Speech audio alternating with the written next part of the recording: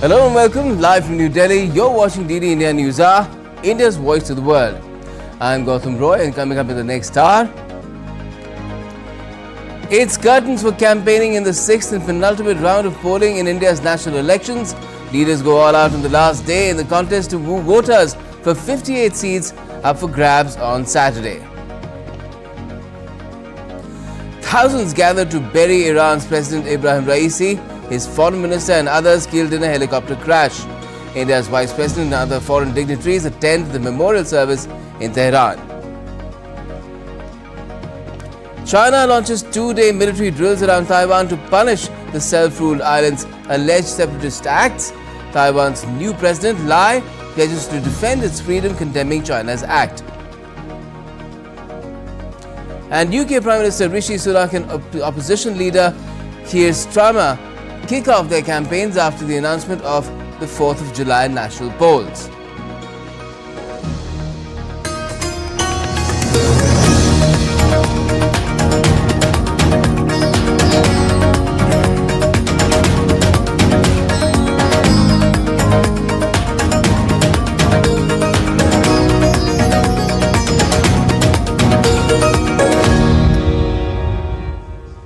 Well, first up, let's get to the latest on the world's largest democratic election, which is unfolding in India.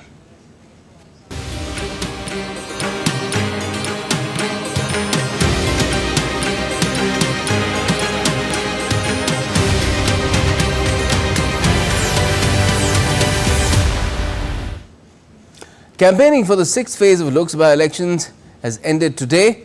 58 constituencies spread over 8 states and union territories will go to polls in this phase on Saturday.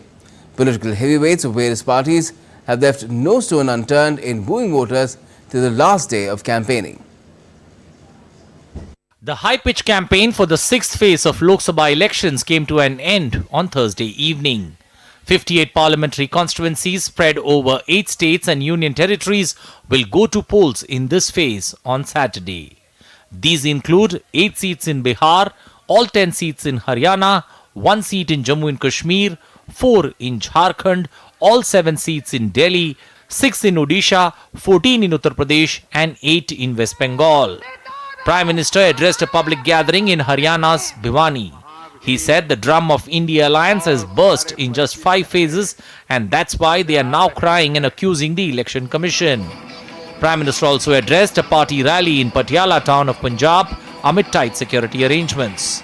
Senior BJP leader Amit Shah addressed a public meeting in Ambedkar Nagar in Uttar Pradesh and sought people's support for making Narendra Modi Prime Minister for the third time.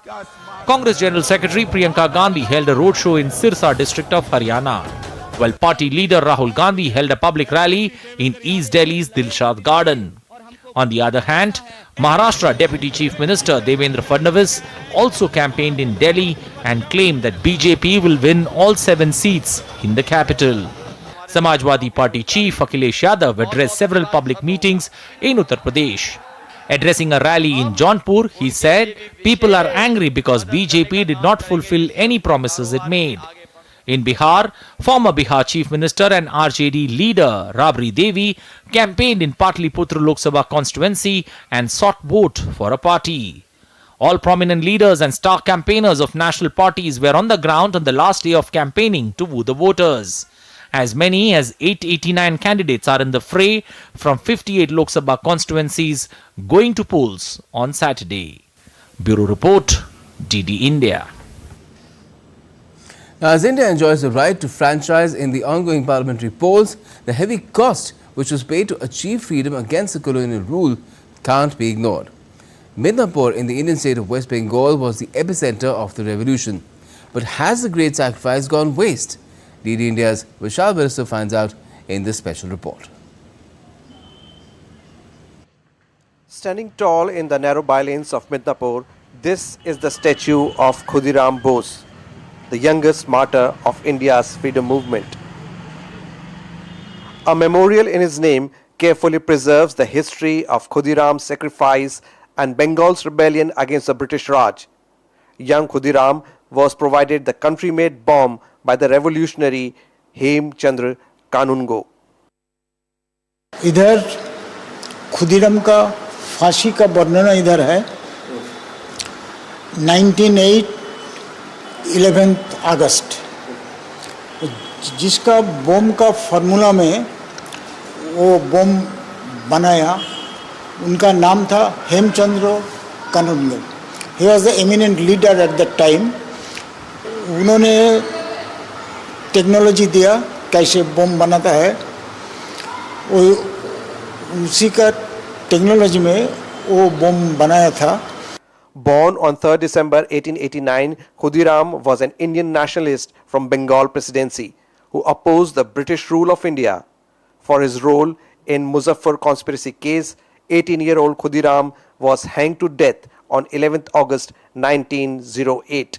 My father, Vijay Krishna Ghosh, who took part in the modern freedom fight movement in Midnapur in 1931, 32, 33. 3 district magistrates were murdered consecutively in each year.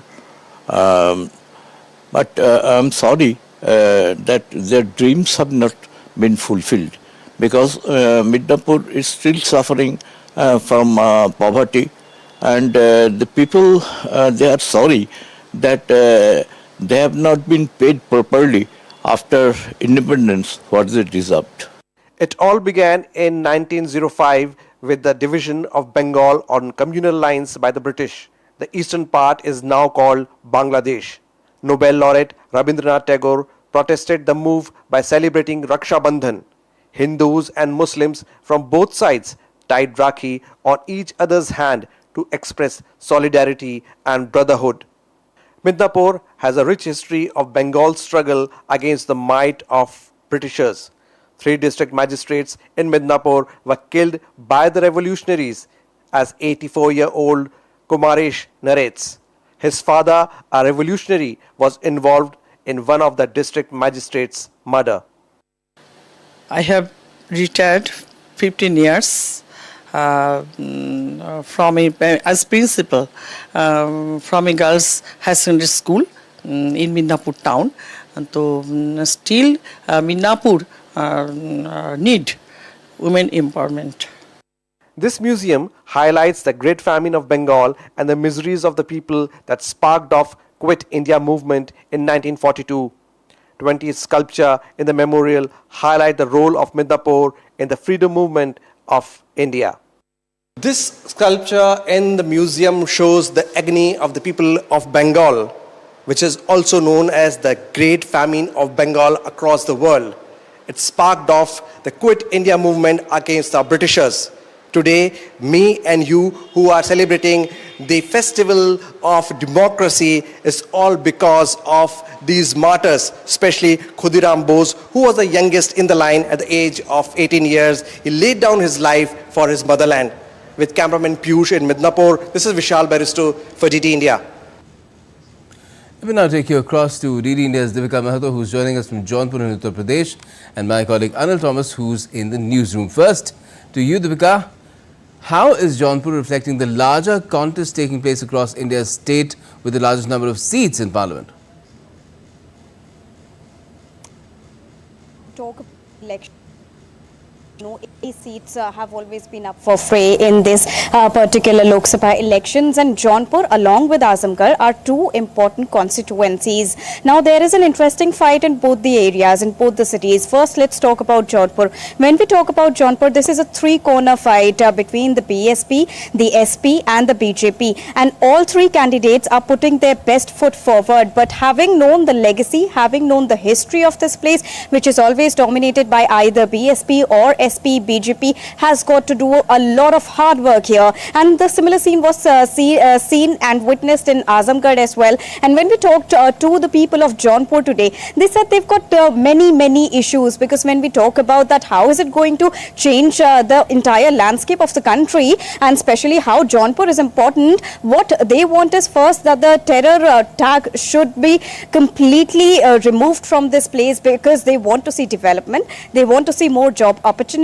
They want to see the women here safe, and they also want to see the women working inside Jaunpur only. So this is what their demands are, apart from development. So there is a very interesting fight which we can see, and their needs are arising from the regional demands of the people that they want from here. Apart from the national promises that the parties are doing and the candidates are continuously doing, they are also making some sort of regional promises, and there are also micromanagement which is being done by the parties, because the parties are promising that they would make the electricity bill zero, and they would provide all sort of facilities for the girls here. They will provide better infrastructure, so these are the kind of different promises that are being put forth by the different candidates here in Jaunpur, particularly, Gautam. All right, Deepika. Now, Anil, 58 seats are polling on Saturday. The Congress didn't win a single seat among them in 2019. The BJP swept both Delhi and Haryana. Now, will it be tougher this time for the Congress to open its account on these seats, or will the BJP find it tougher to maintain its iron grip? Good evening, Gautam. Firstly, looking at the capital, Delhi, the last two elections in Delhi have always been one-way traffic for the BJP. But having said that, this time around, there has been a change, especially in the way two political parties, AAP, that's the Aam Aadmi Party, along with the Congress, coming through with a 4-3 formula, where AAP gets 4 seats in Delhi and Congress gets 3 seats in Delhi. So that throws, there is a bit of chemistry, a bit of arithmetic that needs to be understood. And it's going to be, a tough call when it comes to Delhi in particular, because this particular election, though everyone predicts it's going one-way traffic, but I still believe the charm, the sway that AAP holds when it comes to assembly elections, a little bit of effect could be seen in the Lok Sabha elections too. And BJP of the 7 seats have changed their candidates in 6 of the seats, except for Manoj Tiwari fighting from Northwest. All other candidates have been changed. So BJP trying to battle that anti-incumbency that would come in Delhi, surely trying to do its bit, but you could see a very close contest in Delhi. Shifting to neighboring Haryana, which corners Delhi from 3 quarters, Haryana could see a much better battle purely in terms of BJP winning all 10 seats in 2019. And there too, AAP and Congress have a 9-1 seat arrangement, where Congress fights in 9 seats, AAP fights in 1. So you could see a good battle there, especially in citadels like the the Huda citadel of Rohtak, Sirsa, the Chautalas lead Sirsa. So you could see interesting battle, bastions inside, election in the state, but bastions inside that being created. But all in all, it could be a big fight in Haryana for the regional forces like the JJP, which is an offshoot from the INLD, because they are fighting for survival, and that's what makes Haryana, interesting as compared to Delhi. But all in all, 17 seats, all 17 that the BJP has won in 2019, the BJP will have to push itself up, to see to it that they can checkmate AAP and Congress combined together in Delhi and Haryana. Yes, very interesting fight, and Manoj Tiwari is northeast, just no, I side. stand corrected. Yeah.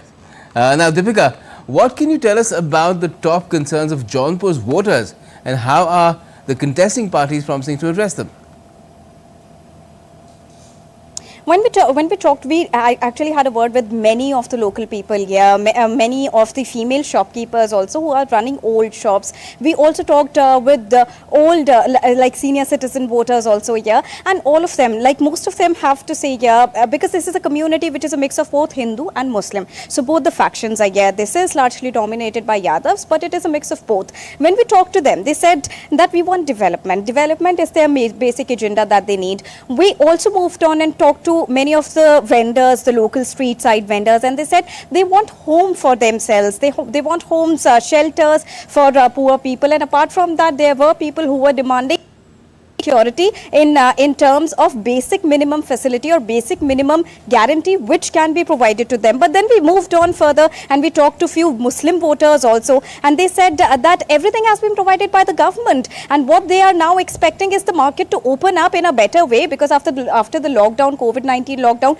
things have slowed down and the recovery is not fully done. So now they are expecting the market to come in a better position as compared to the pre-pandemic era they were talking about, and this is all they need. So there is a contrast when we talk about on what the exact demands of the voters are, and I think the final answers would be out on the 4th of June based on the promises made by respective candidates. Right. Now, Anand, let's also talk about the BJP and Congress allies as well. To what extent will they be tested in this phase on Saturday? Surely, one takes a look at this particular sixth phase of election, Delhi, Haryana. The regional forces are facing a battle for survival. Regional forces not only in the northern part of India, but even when you move to the east, you see Odisha, you've seen Naveen Patnaik, the friendly banter that, BJD had with the BJP slowly disappearing. It's a no-holds-bar battle that you're seeing in the assembly as well as Lok Sabha elections in Odisha, the same in Jharkhand, similar trend in West Bengal that you see. This particular phase could see the regional forces looking to, come full throttle at the BJP. Of the 58 seats that go to polls, 40 are with the BJP. So phase 6, phase 7 is predominantly BJP's fortress that the opposition is trying to break in, and that's where BJP has to be a bit cautious, and BJP has done all that it could, especially when it comes to selecting the candidates, changing the candidates wherever needed, candidates being repeated in many seats in Haryana, in Bihar, as well as in Odisha and Jharkhand. But all in all, it's a fortress that you got to, your strike rate starts from 40. So you're looking at 40 from the 58 seats in this phase, and that makes the challenge even more interesting for the BJP as well as for the opposition bloc to make a match of it. But all in all, this particular phase, 58 seats spread across 6 states and 2 union territories, is going to keep everyone on their toes on voting day and also on counting day. Yes, certainly, and you and I will get to vote too and take part in this democratic exercise, so we don't want to miss that opportunity. Thanks a lot for joining Deepika as well, and Anil Thomas from the newsroom. Still to come up on DD India News Hour. Fighting intensifies in Kharkiv region of Ukraine. Ukrainian president seeks additional defense systems from the West. European Union leaders begin fiery debates over issues related to global economy, climate, migration and security ahead of EU elections next month. And Germany celebrates 75th anniversary of its constitution.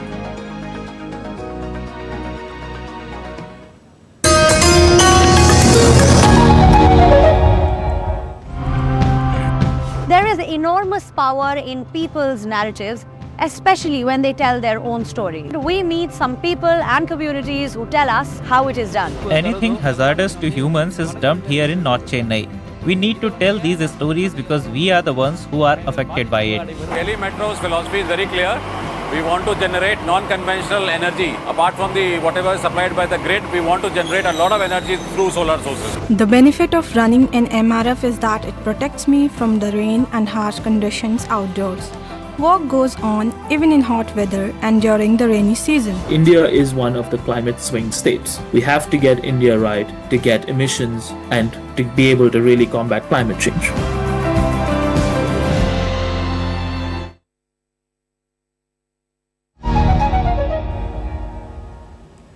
Welcome back. You're watching DD India News Hour. I'm Gautam Roy. Now, British Prime Minister Rishi Sunak and his Labour Party rival Keir Starmer kicked off their election campaigns on Thursday, a day after Sunak shocked and angered many in his party when he gambled by calling the 4th of July elections months earlier than expected. Voters across the UK will elect all 650 members of the House of Commons for a term of up to 5 years. The party that secures a majority in the Commons, either independently or through a coalition, will form the next government, and its leader will become Prime Minister. Earlier today, I spoke with His Majesty the King to request the dissolution of Parliament. The King has granted this request, and we will have a general election on the 4th of July.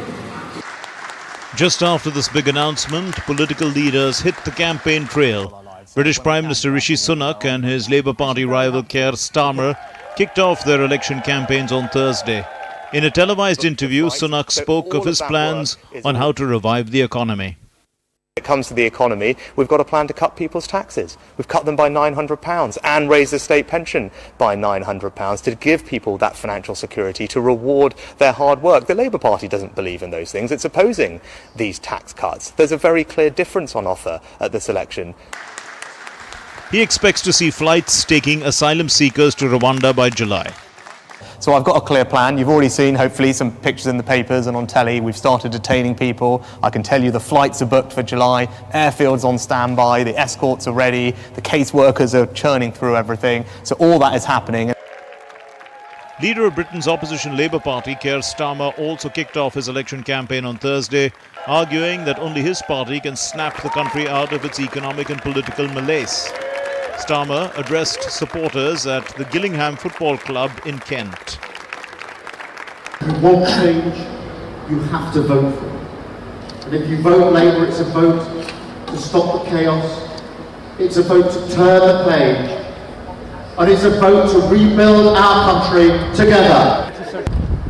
And we've set out our first steps, starting with a stable economy. And we've set them out in our card that we launched last week. The leader of Britain's right-wing Reform Party, Richard Tice, too, launched his election campaign in London on Thursday. And I can also confirm, with great excitement, that we will be standing in 630 seats across the whole of England, Scotland and Wales. No ifs, no buts.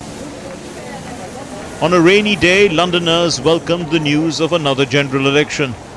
The Conservative Party has been in power for 14 years. It's felt for a long time like it's just been kind of a lot of people in charge who can't really relate to common people on the streets, and I'm hoping that there's going to be a change. There feels like there's a kind of positive atmosphere, definitely, ahead. Well, I'm just hoping the government's held accountable for the past however many years of kind of mismanagement, everything that's gone wrong. I think it's time for change in this country, and I think people are ready for that. So yeah, I'm really excited about it actually. Relief, because the idiots are going to probably be out of power after, 14 years of making things worse. Maybe there's someone who'll make it a bit better. Elections in the UK must take place no more than 5 years apart, but the Prime Minister has the power to select the timing within that period. The upcoming vote will mark the third general election since the Brexit referendum in 2016. Close to 15 million Britons will be eligible to vote. Votes will be cast in person, by post or through a proxy. Sunak's Conservative Party trails Labour by around 20 percentage points in opinion polls. Dheeraj Das's report, DD India. French President Emmanuel Macron, who is visiting the riot-hit New Caledonia, said that police reinforcements will stay as long as needed following days of unrest. Macron said he had decided to push back by several weeks plans to reform voting laws on the overseas French territory, which has been hit by riots due to anger over the planned move. Macron's hastily arranged visit comes after 6 people were killed in the riots that have left a trail of destruction. Macron also urged for positive political dialogue with all parties and informed that mining sites have been the worst affected due to the riots. Russian forces launched massive strikes on Ukraine's northeastern city of Kharkiv on Thursday, resulting in the death of at least 7 people. The Russian attacks caused damage to the railway infrastructure in Kharkiv and its neighboring areas, injuring at least 24 people. Russian troops declared control over Andriivka village in the eastern Donetsk region of Ukraine. And earlier on Thursday morning, a series of explosions rocked the Russian city of Belgorod, though no casualties were reported following a missile alert.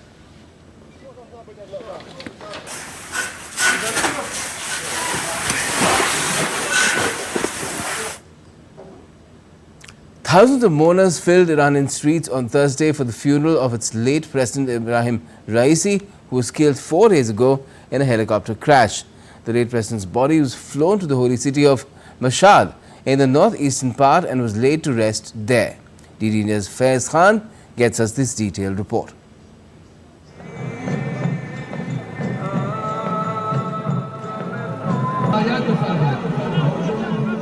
Thousands of people in black, holding placards and waving flags, marched in Iran's eastern city of Birjan on Thursday to bid farewell to late President Ebrahim Raisi.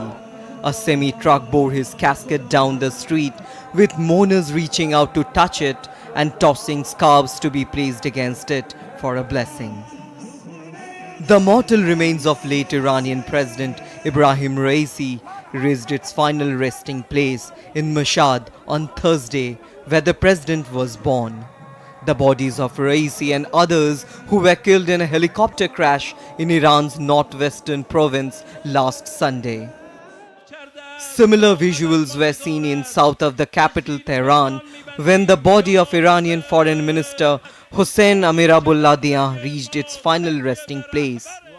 Mourners took part in a burial ceremony praying and holding pictures of Amir Abdollahian and Iranian President Ebrahim Raisi. We have lost a character who was a moral diplomat, educated, a professor and a popular in the foreign ministry. We see many virtues in President Raisi. He consistently supported civilians and vulnerable groups, earning great admiration and love from the general public. Iran does not lack capable people. It is hoped that people will elect a wise leader like President Raisi as the new president. Iran will not decline due to the loss of capable people such as President Raisi. On Wednesday, leaders from different countries across the world offered their condolences in Tehran for the death of President Ebrahim Raisi and his companions. Among those who attended were Qatar's Emir Tamim bin Hamad Al Thani and India's Vice President Jagdeep Dhankar.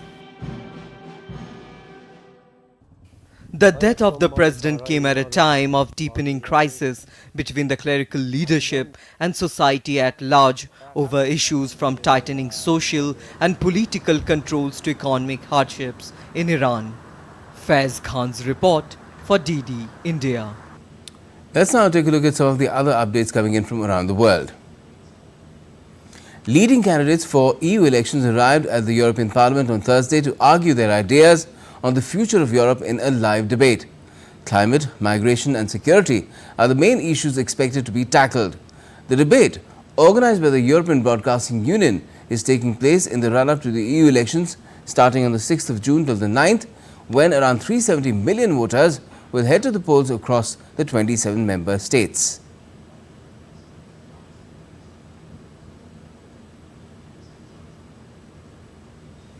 An accident at a campaign rally in the Mexican state of Nuevo León claimed 9 lives, including 1 child, on Wednesday. A heavy gust of wind collapsed the stage, causing fatalities and injuring around 50 people treated in local clinics. Germany celebrated its 75th anniversary of its constitution on Thursday. President Frank-Walter Steinmeier warned his fellow citizens that it was on each and every one of us to protect democracy. The Maldives is set to introduce India's RuPay service. The move is being seen to bolster the Maldivian rupiah. RuPay, developed by the National Payments Corporation of India, which is India's premier card payment network, enjoys widespread acceptance across ATMs, points of sale devices and e-commerce platforms in India. And still to come on DD India News Hour. China and Taiwan tensions rise all over again, with Beijing conducting drills involving warships and warplanes to encircle this self-ruled island. Kenyan President William Ruto and his US counterpart Joe Biden are set to announce major deals during the Sub-Saharan African leader's visit to Washington, D.C.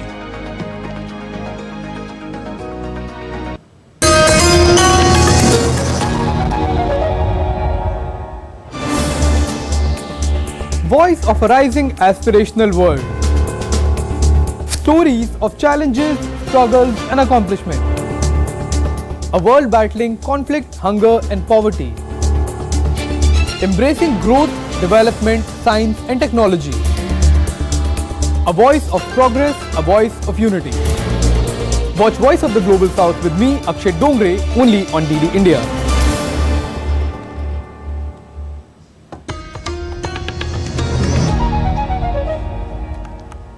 Welcome back. You're watching DD India News Hour. I'm Gautam Roy. Now, tensions are peaking once again in the waters between China and Taiwan. Thursday morning saw People's Liberation Army begin punishment drills over 2 days, comprising multiple warships and fighter aircraft to encircle the island, which China claims as its territory. The Taiwanese military also responded by sending anti-ship supersonic missiles to its coast and more. Watch this report to find out what prompted this fresh round of bullying of Taiwan by China. China got on warpath against Taiwan on Thursday again. Footage released by state television showed warships and fighter jets encircling Taiwan in response to what was dubbed as separatist acts, as it also denounced newly inaugurated President Lai Ching-te. The day saw the Chinese Foreign Ministry justifying its action while urging the United States to stop supporting what it called Forces for Taiwan Independence. The joint exercises and training carried out by the Eastern Theater Command of the Chinese People's Liberation Army in the vicinity of island of Taiwan was to safeguard national sovereignty and territorial integrity, to vigorously punish the separatist forces for seeking independence in Taiwan, and to give a serious warning to external forces for interference and provocation are in full conformity with the international law and practices and are fully justified and necessary. But the Taiwanese didn't take it lying down. Its Coast Guard told a Chinese ship coming close to its maritime boundary to leave. Taiwanese fighter jets were also seen taking off and landing from the Hsinchu Air Base. The Taiwanese Defense Ministry called the PLA's exercise an irrational provocation that has jeopardized regional peace and stability. Taiwan's new president told military officers while visiting an army camp that he will continue to defend the values of freedom and democracy in the face of external challenges and threats. At this moment, international society is paying lots of attention to democratic Taiwan, and while facing the external challenges and threats, we will continue to defend the values of democracy, protecting regional peace and stability. On the Taiwanese island closest to mainland China, Kinmen residents remained largely calm despite the heightened tensions, saying such drills are frequent and they are not worried about war breaking out. The drills happen every year, and this time it happens after the inauguration of a new government. I think they were trying to create news, striking while the iron is hot. The immediate provocation for China to initiate the latest drills around Taiwan was Lai's inauguration speech on Monday. The Taiwanese president called upon China to stop its threats, saying the two sides are not subordinates to each other. But carrying out military drills around Taiwan has been China's favored response to whenever it has felt Taiwan asserting its independence in recent years. China views democratically governed Taiwan as its own territory, while Taipei considers itself independent and enjoys security guarantees provided by the United States. Gautam Roy reports for DD India. Let's talk about this further. It's a fairly tense situation, worrying all the nations in the region and even the world, because there are vital shipping lanes and the entire chip economy to consider as well. Professor Swaran Singh joins us. He's from the School of International Studies at Jawaharlal Nehru University in Delhi. Good evening to you, Professor Swaran Singh. Now, these sort of drills are not new, but what do you make of this kind of a language that has been used by Wang Wenbin, the Chinese Foreign Ministry spokesperson, where he said, and I quote, "Taiwan independence forces will be left with their heads broken and blood flowing after colliding against the great undertaking of China achieving complete unification." End quote. Thank you, Gautam. I think it's definitely constant ratcheting up, and the language is constantly changing. Now, of course, with the coming of President Xi Jinping, we had seen China becoming far more assertive in terms of repeatedly saying that the use of force is not ruled out in case Taiwan seeks to do any of the crossing of red lines that includes a declaration of independence. But that kind of crude language coming from Ministry of Foreign Affairs, I think is partly revealing the increasing frustration that we notice in Beijing with its efforts to make sure that Taiwan states stay peaceful and calm, and how the United States and some of its Western allies have constantly supported Taiwan, and also done force projections in terms of ships going through that area, claiming that this is international sea lanes and should be secure and free. And in that sense, the sensitive nature of how China sees Taiwan as what it calls renegade province has been repeatedly challenged by Western nations, and therefore also, I think one after another, constant democratic elections and election of leaders and leaders making then speeches in terms of, for example, on Monday only, the new president, Lai Ching-te, or William Lai as he's popularly called, did mention China should not try to, politically or militarily intimidate Taiwan, and urged China to actually work with Taiwan in ensuring peace, not just in Taiwan Straits, but in the larger region. Now that language is a language which is becoming increasingly as a language of equals, which really upsets China, because Chinese think that Taiwan is nothing but a renegade province, as I mentioned.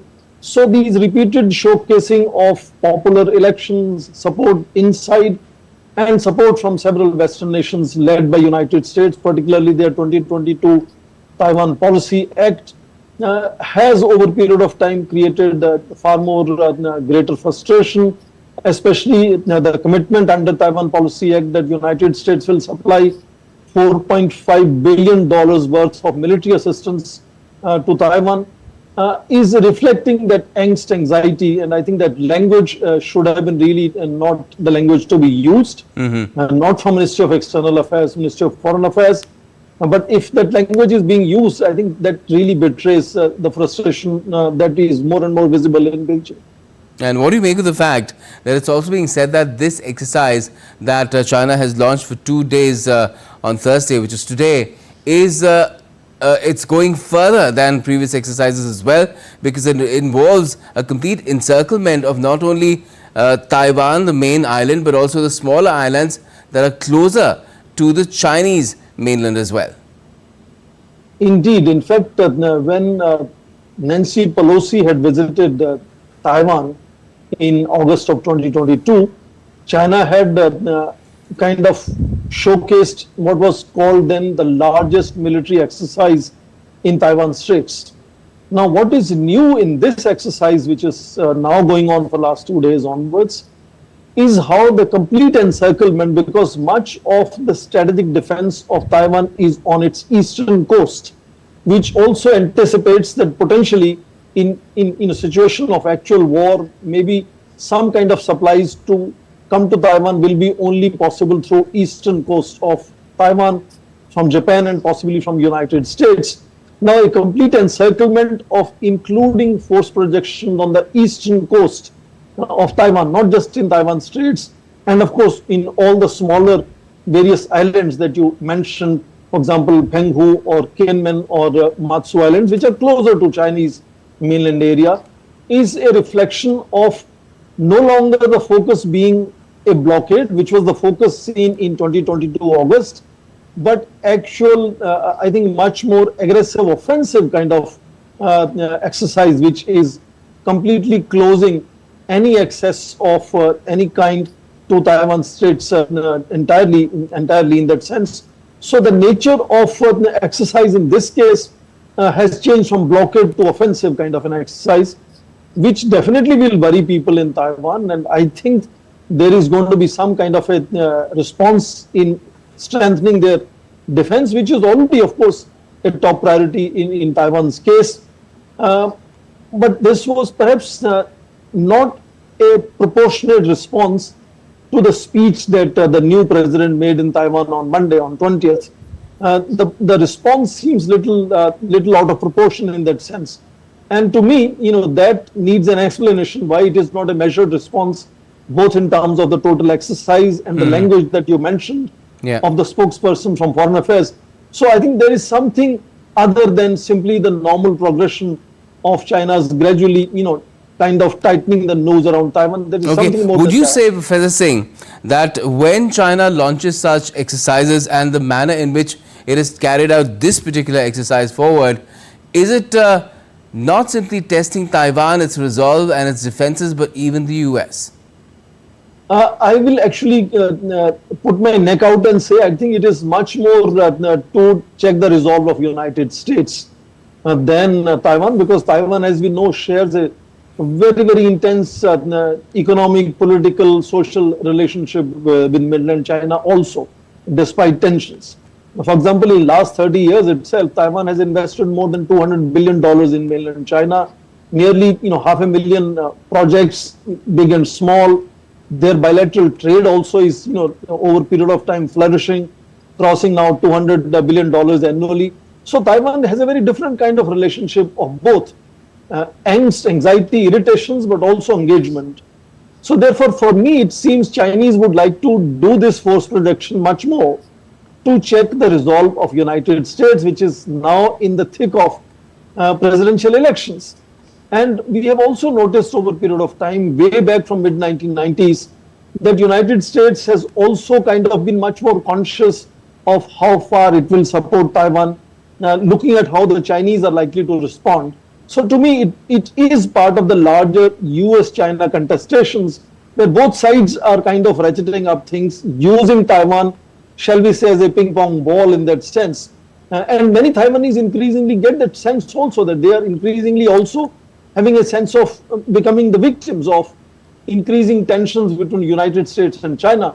So both sides, I think Beijing and Washington, are trying to play their own games, in which, of course, each of the triggers, like the speech on Monday by the new president in Taiwan, created a whole new trigger for another demonstration of what Chinese think they can deliver, they can do in case push comes to shove. And therefore, to me, yes, there is a message to Taipei here, but I think the primary target of Beijing's message here is Washington, D.C. And what will eventually happen could be anybody's guess, because some people say that it's only a question of time, that China, once it feels that it is strong enough and the US is weakened economically and militarily, it will seize the moment. And we need to be prepared in terms of how the world needs to be prepared. India needs to be prepared for that eventuality as well. Do you think that is something that is happening right now? I think that's a very interesting point you made, Gautam, because the whole gradual capturing of big and small features in South China Sea, creating artificial islands, have virtually made the South China Sea as a Chinese lake. And that has emboldened China over a period of time, because ASEAN has not been able to stand together and confront China on this. When China pushed against India, India stood up to China, and India continues for the last 4 years to stand against China. And Taiwan is the most sensitive example of that kind of approach that China has, or what I normally say, two steps forward, one step backwards. And what happens in Taiwan is going to increasingly transform Chinese approach to neighborhood. And I think this case, therefore, becomes very crucial. But my sense is that it will be foolhardy of China, whatever advantages it may have. It's a large economy. It's 19 times bigger in terms of economic power against Taiwan. It's much larger military. It's have a permanent seat of UN Security Council and so on. But nevertheless, despite this enormous asymmetrical advantage, using military force for unification of Taiwan will put the whole world against China. And I think that will be really foolish decision to ever take place. We have already seen how things have happened when Russia finally attacked Ukraine. And I think the kind of global approach and response to China will be much stronger compared to that, because Russia is not seen as powerful a challenge today to United States as China is. So I think Chinese will only be doing that kind of military operation as a mistake, as a slip, as a kind of a flawed decision making. My senses will only try at best to do force projections, and they are doing so right in middle of presidential elections in the United States, thinking that there are circumscription that will be playing on both the candidates at this stage. But I don't really seriously think that Chinese will, in their right mind, ever think of using military to seek unification of Taiwan. The approach has, as we have seen, been very piecemeal and gradual to increase economic integration, social integration. And I think most important strategy of Chinese has been to gradually reduce the number of nations that are recognizing Republic of China on Taiwan or in Taipei. In 8 years of Tsai Ing-wen, for example, 8 nations switched recognition from Taipei to Beijing. In fact, after new president Lai Ching-te was elected in January. One more nation shifted from Taipei to Beijing. I think that is a much more effective strategy that Beijing has had so far in ultimately aiming to achieve a situation where zero countries will recognize Republic of China on Taiwan and Taipei, which is what Chinese would like to do. But whether the geopolitics will push them into making a mistake of military attack, that to me looks very little possibility. But that one cannot rule out in case of tensions building up as they are. Repeatedly, we see now bigger military exercises happening. That doesn't rule out completely that such a mistake can happen. And I think bigger nations like India will have to keep a very close eye on these developments. Certainly we will have to, and we have to watch our backs. Because things are so interlinked here and critically interlinked when it comes to Taiwan, because of how it's a hub of making chips. India is trying to develop its own capabilities there as well to sort of prepare, hedge your bets in those departments as well. Thanks a lot for joining us, Professor Swaran Singh, and talking about it. Now, US President Joe Biden and Kenyan President William Ruto are set to announce investments in green energy and health manufacturing in Kenya with a plan to reduce its debt burden. Ruto's visit is the first such state visit by a leader from sub-Saharan Africa since 2008. The visit coincides with a deal under which both countries have signed a $3.6 billion agreement to build a 440-kilometer highway between Kenya's capital and port city of Mombasa. Joe Biden will also designate Kenya as a major non-NATO ally, making it the first sub-Saharan African nation to receive this position. Currently, 18 countries are designated as non-NATO allies, including Israel, Brazil and the Philippines. And still to come on DD India News Hour,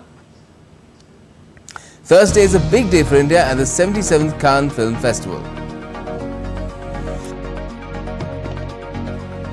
Ecstatic Atlanta fans celebrate Europa League triumph.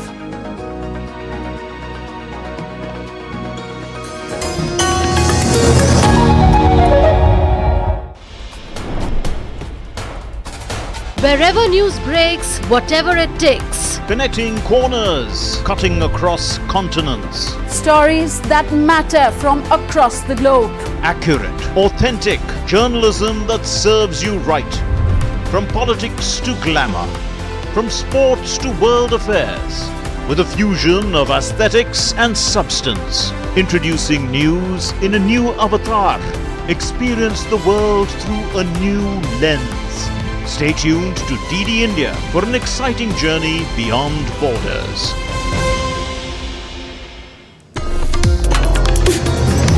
Complex issues, hidden agenda. Welcome back. You're watching DD India News Hour. I'm Gautam Roy. Now, Thursday is a big day for India at the 77th Cannes Film Festival. On the 10th day of the festival, Indian director Payal Kabadia's All We Imagine Is Light is screening in the main competition section and is therefore a contender for the Palme d'Or given to the director of the best film. Indian cinematographer Santosh Sivan will give a masterclass to Cannes delegates on Thursday, a day before being honoured with the Pierre Arjanu award. This award is given every year at the festival as recognition of excellence in cinematography.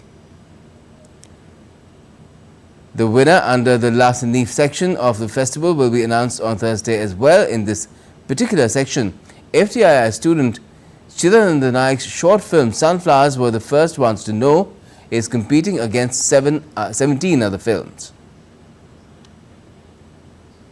Let's now take you across to Cannes in France. My colleague Munmun Bhattacharya is joining me. I beg your pardon, Munmun, sorry. Now, Indian director Payal Kabadia's All We Imagine Is Light will shortly be screened at the Cannes Film Festival. How is the excitement at the Indian camp before the screening?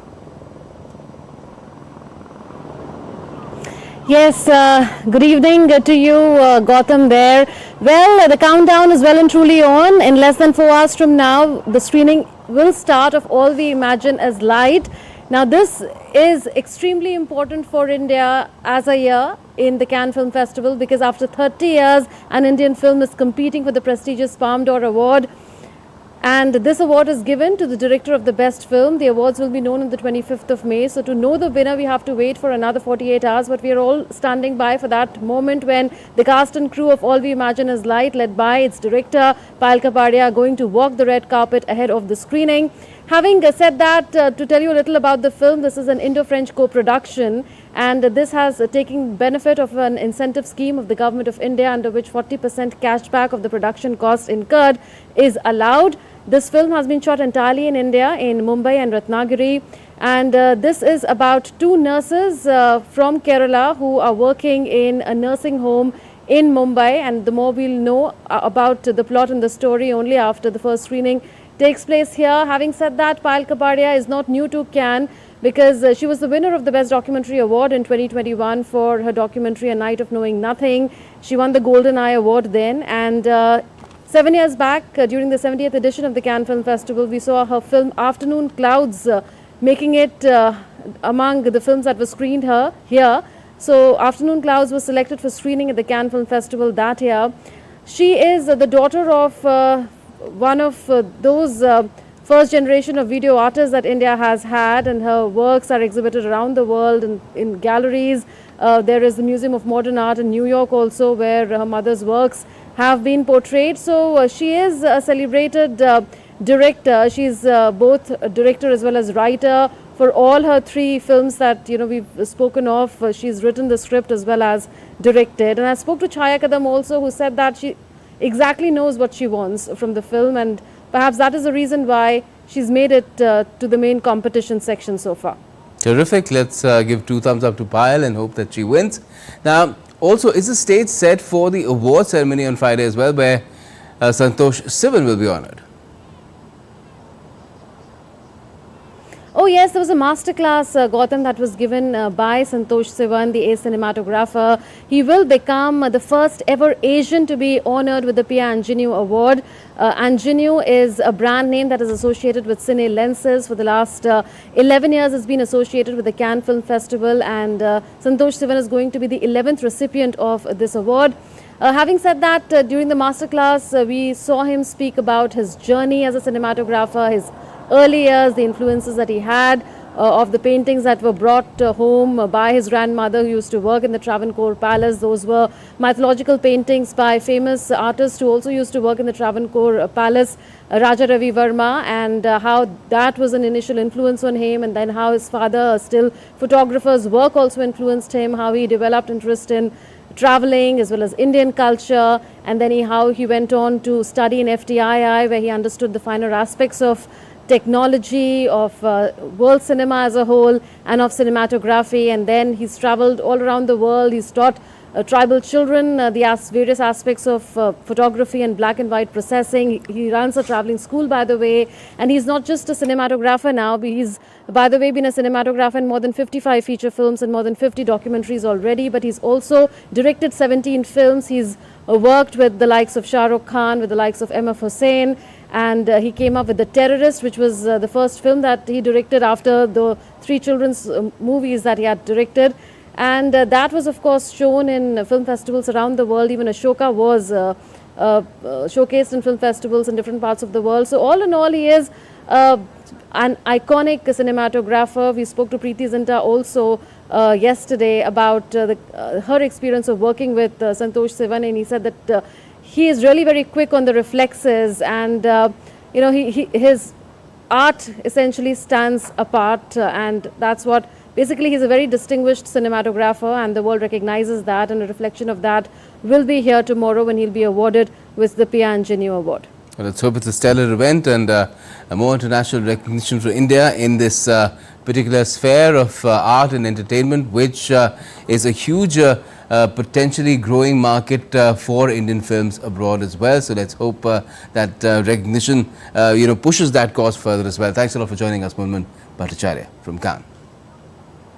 Now, Ademola Lookman scored a sensational hat-trick as Atlanta ended a 61-year trophy drought, while devastating Bayer Leverkusen's dream of an unbeaten season in the Europa League final at a boisterous Aviva Stadium.